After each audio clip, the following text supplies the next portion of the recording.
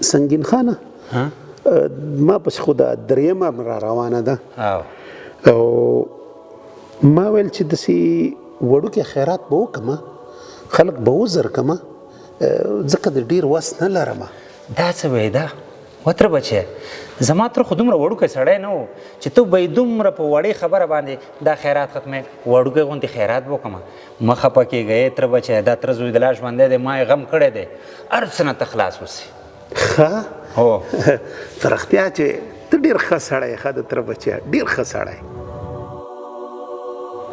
راځه د تره بچیه چې دغه حسابي خلاصه کړو.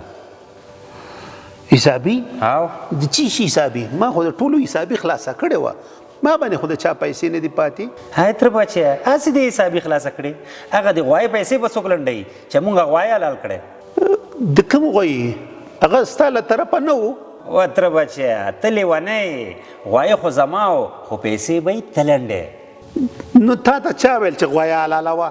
ما خو وړوکی خیرات کو تا خو زه غر کوپر کړم ما زموږ وس چېرته ده چې زه د غوی پیسې ورکړم. و د تره بچیه تا خو زمونږ شرم ته ایښې وه دا خلک به څه وي چې دومره غټ پټ سړي پسې دوه مانه غوښه خیرات کړې ده ایله بېله چې د سنډا سره د غوایي سره د نوم پیدا شو.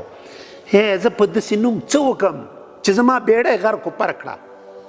او دا خبره واوره تا پیسې پور شوې چې کله مې پیدا کړې در به یې کوم. خامخا به یې راکوي چې د یاد د ونوځي تره بچیه خیرات کوي.